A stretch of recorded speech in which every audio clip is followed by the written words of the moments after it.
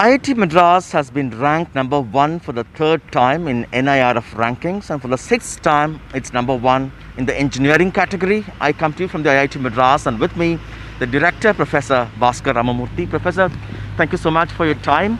What makes IIT Madras different from other IITs in the country?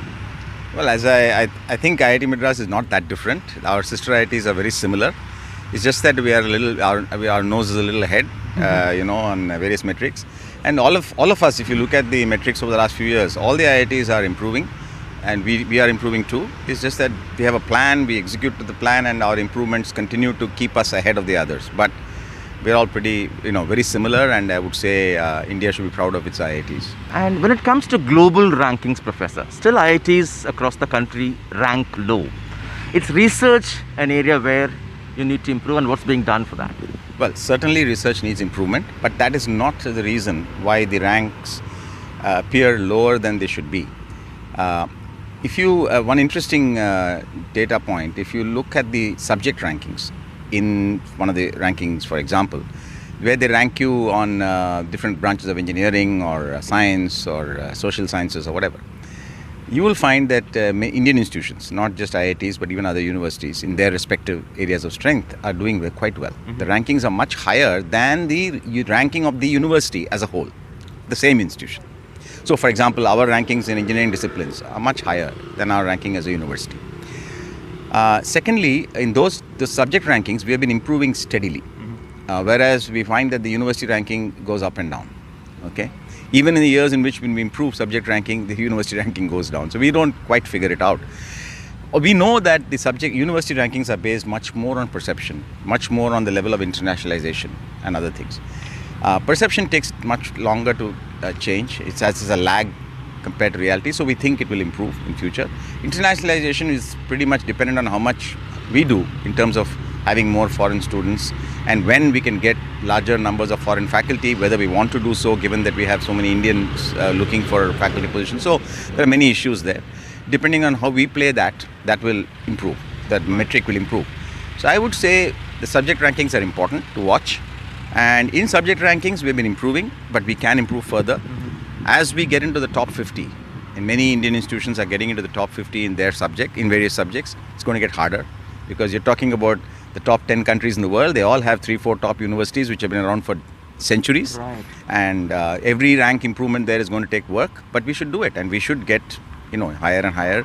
It's doable, and that will depend on improving our research further and so on and so forth. Yeah.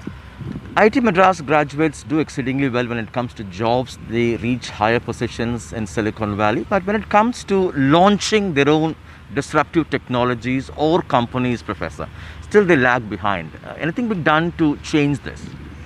Well, I think your perception is probably lagging reality a little bit. I think they are doing very well in starting companies, not just starting like a Facebook or Google. Yeah. Well, Googles happen once in a blue moon. Even in the US, there's only one Google and one Facebook. Right. Okay, and also when completely new disruptive technologies happen, the probability of it happening in an advanced economy is higher, because they see it coming faster. Their markets are much faster absorbers. Their investment climate is much better. I mean, that's why they're richer countries. So you should expect that. But however, I would say, just because it's topical, I'm mentioning it, and because one of our alumni is involved, just look at BillDesk. Now, BillDesk is not a new company. BillDesk started 15 years ago or something, and that time it looked like a fairly important thing, but not very important, and it took time because India was not ready for it. But BillDesk today, they've had a fantastic, it's not an IPO, but they've got a fantastic buyer, and one of our alumni is also one of the founders, and a huge valuation. And today it plays an important role once the digitalization happened. So in terms of digitalization of the financial part of the economy, the fintech, I think India is, everybody feels India is actually leading the curve.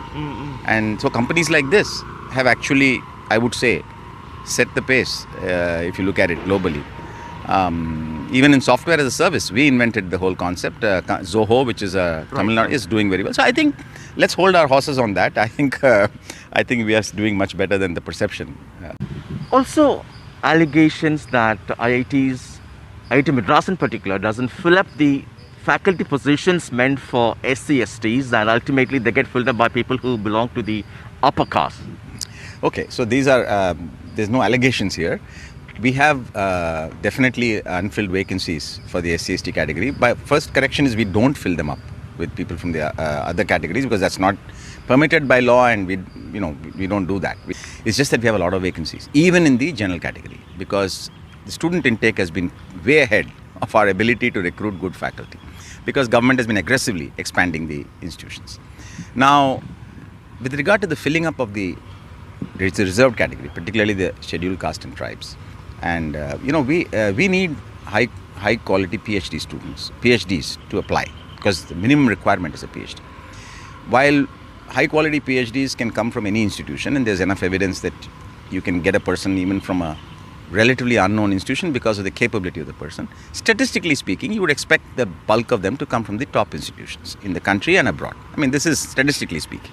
You'd expect them to come from the IITs, IISc, and so on. Now, our PhD intake and output was very, very modest. Intake was very modest, and till 2012 or 13 or 14, and our output, therefore, was modest till the last couple of years. We have gone, IIT Madras has gone from producing 140 PhDs a year to 400 in the last 5 years. Now, unless you produce enough PhDs, only a small fraction of them will want to be in academics. Only a small fraction of them will be really good. And out of them, you will have some fraction. We have a good fraction. In fact, almost the expected fraction of PhDs in the reserved category. Now, some of them will apply, and we have to absorb them. I noticed in the last 2 years, our ability to find good candidates from the reserved category has improved dramatically as a result of this widening of the pipe. So I see this issue of unfilled vacancies in the reserved category getting resolved over the next few years. It will take time, because, as I said, we are not able to catch up with the vacancies, because the availability of good faculty doesn't keep up with our growth in students. But at the rate at which we are able to get good faculty, I think the reserved categories vacancies will get filled up from now on fairly well, and over time this huge difference in the proportions will get addressed reasonably well. But we need time. Can't be done overnight, because supply is simply not there. Many would say the idea is to uplift those communities who have been denied opportunity. Can't you, till you find equally good candidates from the IITs with PhDs, can't you choose qualified candidates from other universities or colleges? No, first of all, when we in our recruitment process, we do not specify the universities. We go by the quality. So even now, if we get a candidate from anywhere who is really good, we will take them. And we have done so. You can look at our selections. The problem is availability is not there. I mean, they have to see. They are interviewed by a committee which has even reserved category members and so on. So there's no. I think bias is very unlikely, unless because we try to make sure that not only are we not having bias, but we are seen as not having bias. Now, the issue is simply you have to have faculty IITs have to have faculty who can do research, who understand the subject at the fundamental level, because that's what the students expect from any category. Students are from all categories. We fill all the seats. So I think we have to get those faculty, and we can't rush this through. Faculty are here. Once they are recruited, they are here for 35 years. Right. So we have to do this. I think the consensus among all of us is we are not in too bad a shape. We are at 60% or so, 65% of the 5 vacancies are filled. We are managing. Some of working a little harder. We are managing. I don't think we want to. We want to make sure that the people we recruit are the right kind of people, and we will get them. Just we need time. I don't know why we should rush like that. That's right. And but definitely, there's no question that these reserved category, these vacancies by category have to be filled appropriately with the good people. And now I think the going forward, I don't see a problem. But catching up with the past is going to take a little time. Right. 10 years as IIT Madras director. Briefly, your important contribution, any regrets? Well, IIT Madras director, any IIT director is only a leader of a team. So I would say in 10 years, our strategic plan is on the website. We indicated in 2013 what we want to do by 2020 in every aspect, research, teaching, and so on. And even outreach to other institutions, and we have done that. If you look at our, along with other IITs and IISc, our outreach through NPTEL, right. We are now teaching, to the 1.5 million students every semester. They are writing, 250,000 of them are writing exams and taking credits for those to their universities. And IIT Madras recently has launched this online BSc program and really become inclusive. Last year we have taken in 10,000 students. Right. That's our total student population in the Do you campus. feel any regret?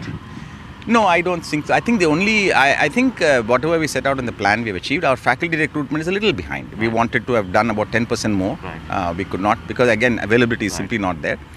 I would say the other thing that I regret is not so much of a regret, but the last 2 years, the pandemic has really Right. slowed down. You know, we have new faculty who have joined. We don't know whether they've been able to hit the ground running. We have not been able to handhold them. It's so much only you can do on Zoom. And the new students who joined last year have not. We just brought the master students in. So it's going to be, those are the only regrets, but no long-lasting regrets. Thank you so much, Professor. That was Professor Bhaskar Ramamurthi, Director of IIT Madras, talking to us in Chennai with Suresh, Sam Daniel, for NDTV.